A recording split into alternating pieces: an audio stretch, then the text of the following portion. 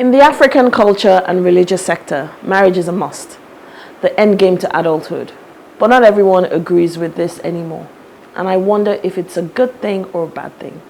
And unfortunately, with a high rate of bad or unsuccessful marriages, it has become even more difficult to advocate for marriage. And ironically, I ask the question, why do a lot of people feel that they must get married? And do they even understand what it means to love their partner, or what love even looks like for themselves or their partner? But these are some of the many questions that I always ask myself. So I'm going to leave the expert, Tunde Babajide, our certified marriage and family therapist, to answer some of these questions. And with me, like I said, is Tunde. Tunde is a certified marriage and family therapist and founder of Optimize Coaching Services. As a marriage therapist, he has assisted hundreds of singles and couples in navigating difficult moments of conflict, distress, and unhealthy union. So I'm super excited to have him here with us today. Welcome, Tunde. It's good to be here, Feran. I'm actually quite chuffed by this. Such an honor and a privilege to be here. Thank you for agreeing to be here. So my first question is, why is premarital counseling important for the success or failure of a marriage? Okay, so premarital counseling is necessary for the success because he helps to do a couple of things. Number one, to help couples do an audit of where they're coming from. Number two, to help them to heal from whatever issues they found. Number three, to help them to build a system where they'll be able to make whatever it is that they have a dream to be supported by a system. However, I think that the most important question is who is having the counseling and what is the content of the counseling. You know, because there's a general perspective that, you know, counseling is counseling, and that's why a lot of marriages are not working. Because if we jump on the call and say counseling, it has different perspective. It's a symposium discussion. So I think beyond coming to the table to say, okay, is it necessary? I think we should ask who is qualified to do counseling and what should be the content of what is being done. Because a lot of the counseling models I've seen out there, they're so outdated, they can't produce the desired outcome for the two nations coming together to make a new nation. You know, it's interesting, some of the things you just said. You said the two nations coming together, which is really apt because your first constitution is your family. That's right. And you said who is doing the counseling.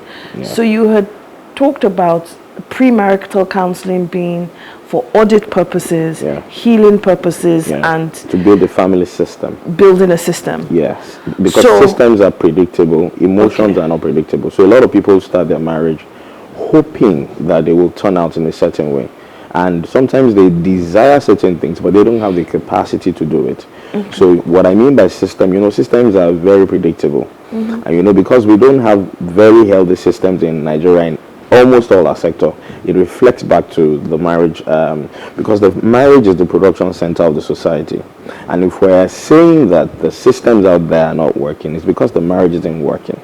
You know, so we have to go back to the marriage and begin to do massive parenting, marital education by professionals, because a lot of people are doing it, and they think, especially religious leaders think that once you're a religious leader, then you qualify to counsel, and that's not true. And because we're not regulated, I mean, as it were, the religious bodies are not regulated, and counseling and all of that is not regulated. A lot of people are using outdated, you know, stereotyped knowledge to counsel people whose personality types, whose history, whose behavioral patterns will not be able to make the dreams that they intend from the beginning. So much more than what are we going to do, is it necessary? I think also it's good for whoever it is that wants to get married to ask themselves, so what kind of a marriage do I want to build? Now that question will now lead to, will it be necessary to have counseling to be able to build the kind of marriage that we both agree to build? Because some people feel like, okay, this is the kind of marriage we want to build, but we don't need counseling, and it's fine. They will meet their bottlenecks, they will meet their detours on the road, But the reality is, some of them don't even know why they should be married. Because sometimes when we walk into my office and I ask, so why do you want to be married? You find out that they both have totally different answer. Particularly, they said to me that, oh, they gave a prophecy that a man was going to come and, you know, take us out of poverty. I said, well, you don't need a husband, you need a philanthropist.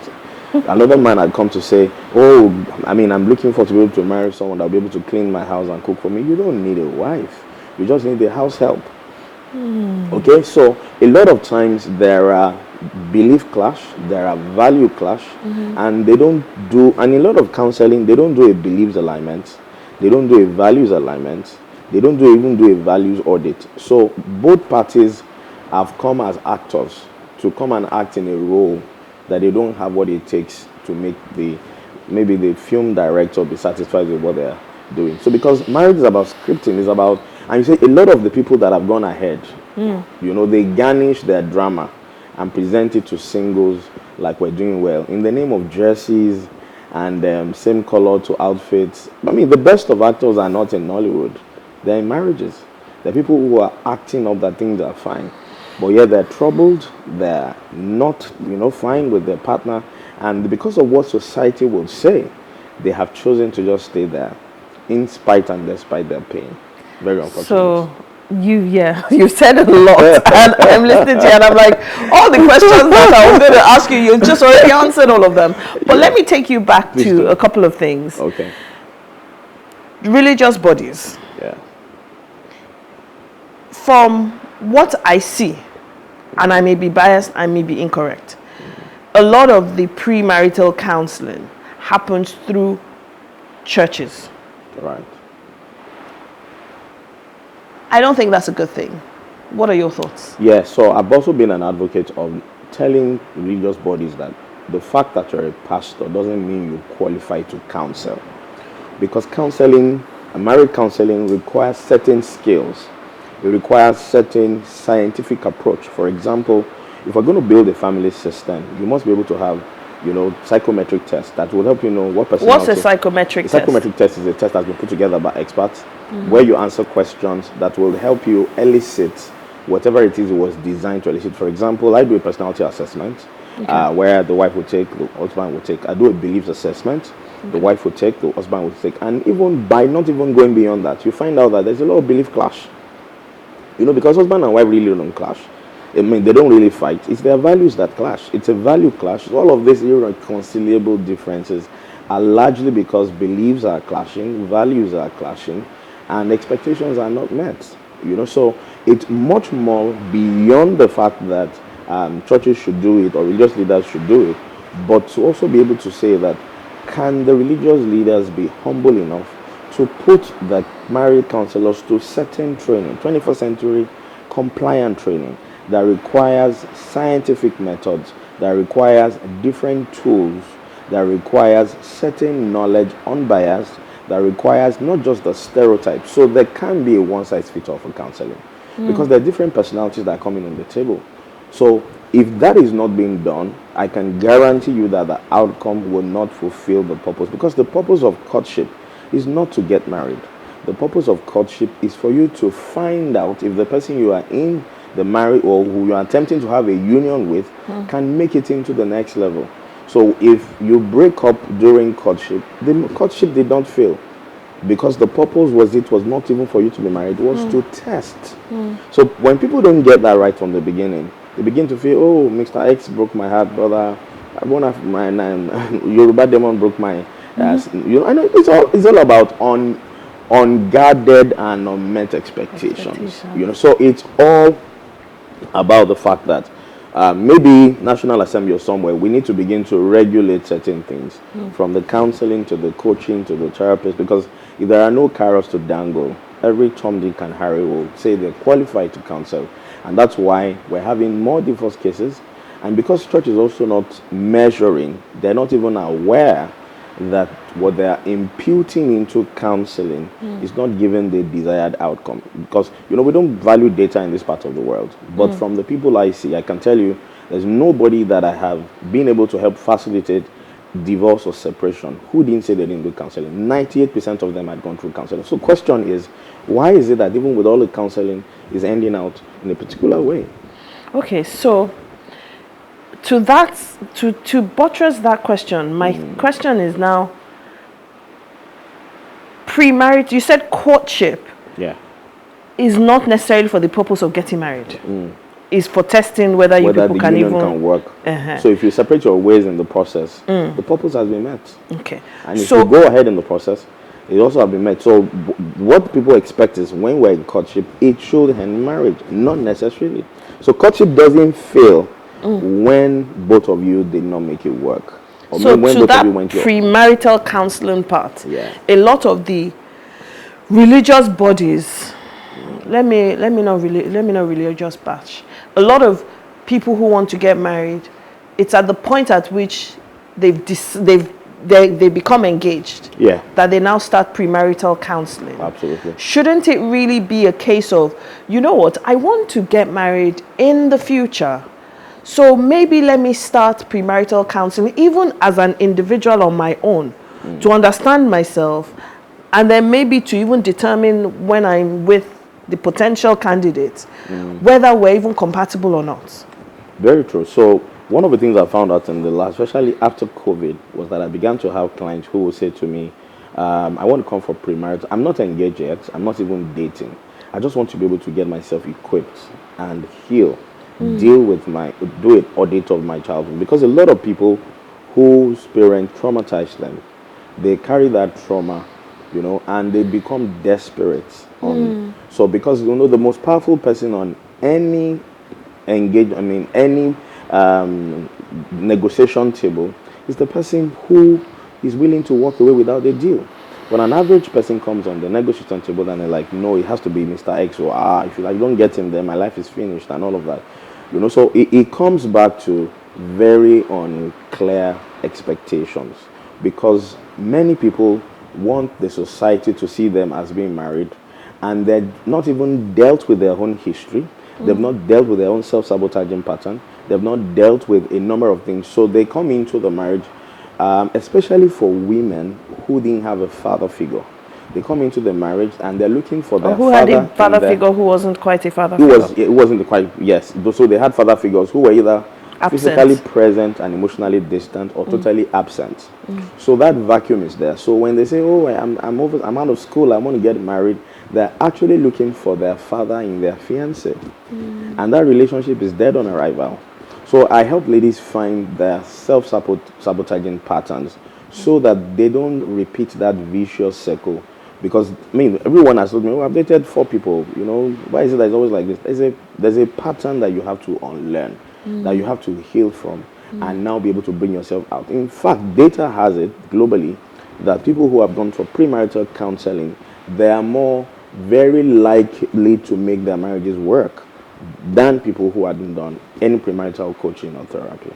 At what stage should they have that before done? they even decide to get into marriage? Serious. Okay. Get into marriage. In fact, maybe I'll say get into courtship, because I say to people, you can date as many people as possible. Dating is let's go out and get to know each other. In the midst of that, so for me, dating, you can be attracted to many people, you can be connected to few people, you can only be committed to one person. Right? So there's nothing wrong if I have 4 dates, but because of this part of the world, we mix the word courtship and dating together. So it looks like if I have 2-3 people that I'm going on a date with, I'm cheating, and that's not true. Okay? Because dating, there's no commitment. Dating is I'm attracted to you, you're attracted to me, but sometimes it doesn't go beyond attraction. So a lot of marriages work because people carry the emotional love and they want to carry the weight of marriage on it. And emotional love cannot sustain marriage. It's agape love, unconditional love, that can sustain marriage, where it's not about my feelings. It's about the fact that I have gone through several processes, but I'm committed to you. So despite and in spite of what I meet there, I'm going to make it work. At some point when it becomes toxic, then we begin to look at, so where did it get it wrong? Was it that you overlooked some red flags, or you decided to allow intercourse to take place of interview? Because I always say that premarital sex, it will not make you get the person to get committed. Premarital sex begins to make the guy feel, so if you can sleep with me, so you can sleep with every other person. So trust is already broken. So but I always say that I don't know if I agree with this. Courtship time is interview time, not intercourse time. Because intercourse, blurs your intuition. And even when you're seeing a red flag, your emotion is saying, I'm coming to you, I'm coming to you. You know? True. But you know what? Yeah. I will do sex on another day. But let's even go to the men. Yeah.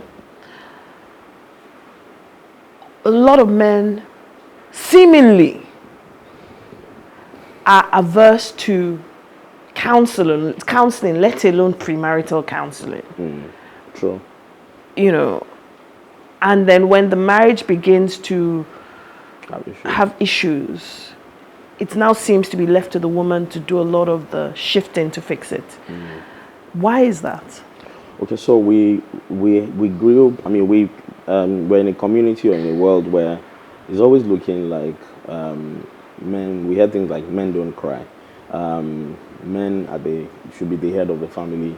So there are a lot of stereotypes that have allowed men to think that headship usually doesn't have a problem. So that mix and that conversation is one of the reasons why men think they don't need help. Then men also feel that being vulnerable is a weakness, and that's a big lie.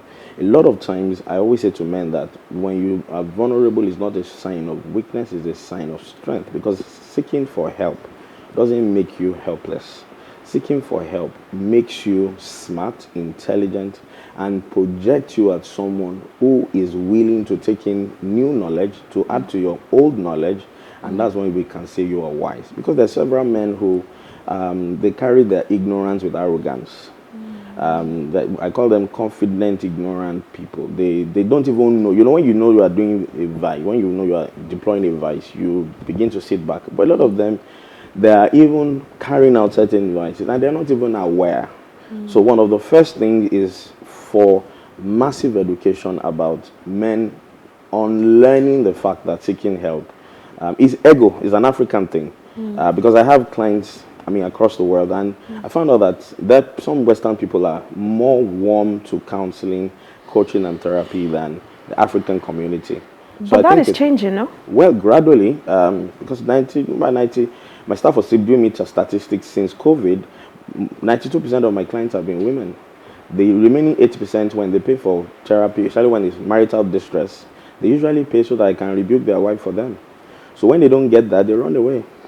Wow. You know, so I have to tweak in my code of engagement to let them know that the purpose of this is not to blame who did the deed, who was the doer of the good and who was the doer of the bad.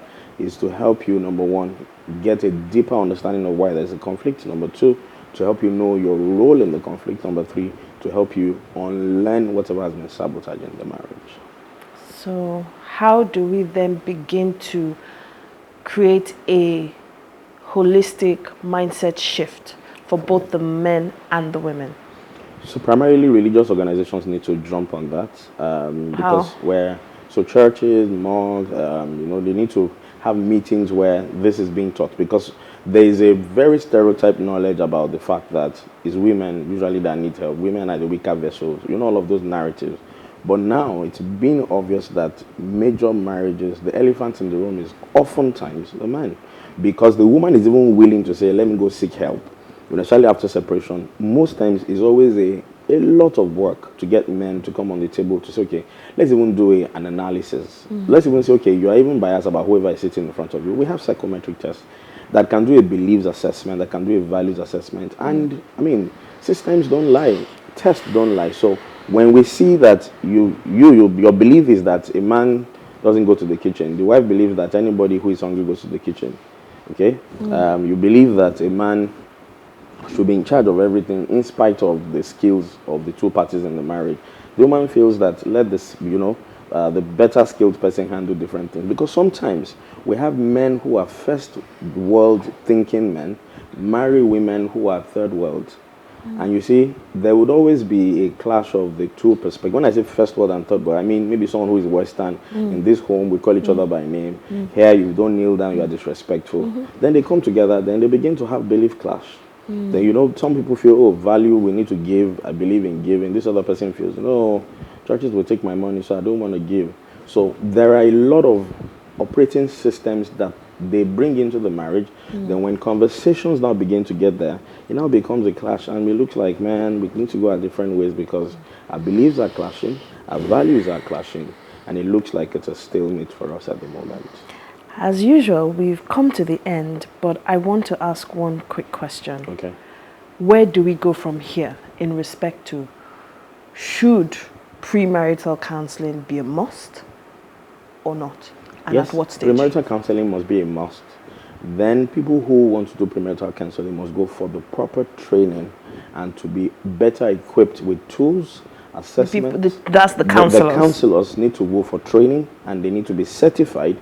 Even the pastors, the imams, they need to go for it, because being a religious leader doesn't qualify anyone to become a marriage counselor or a relationship counselor. It requires certain aptitude, it requires certain training, and it requires certain perspective. Because if we don't do that, we will keep having a vicious circle where people who have gone for counseling are ending up in divorce. Thank you so much, Tunde. Pleasure's all mine. I think we've tried to pack as much as we can, but this is a topic that we need to keep, it's like an onion. Yeah. We need to keep peeling the onion. There's we so need many more layers. people to jump on the advocacy for professionals to be the marriage counseling unit of religious bodies, because the data is not user-friendly. Yeah. Next time we talk about this, I want us to look at sexual compatibility as it relates to premarital counseling, because I don't think they talk about that enough. No. It's, the models I've seen, they're not thorough with them. But that is one of the most important elements of a marriage, no? Yeah, it's very, very important, because sex, money, and in-laws probably are the most three issues that make marriages space. So it's important to talk about it, but usually it's about 1.5 hours. How do you talk about what you do for a lifetime for 1.5 hours? So a lot of review has to be done, so that the approach will be holistic and the outcomes will be more promising. Thank you so much, Tunde. Pleasure to be This here. has been awesome. Short as always, but it's been really good. So thank you. Pleasure. I really hope that we've been able to change mindsets and look at things from a different point of view, or different perspective. For the whole of May, I'm going to be looking at different topics related to love and marriage. And yes, I am going to be talking about sexual compatibility. So please stay tuned and keep watching. Thank you so much. No, I was going to say John, but John is not around right now. So Fumi, Helen, and I are going to very quickly round off the show. So please, just stay tuned for a few more minutes. Thank you.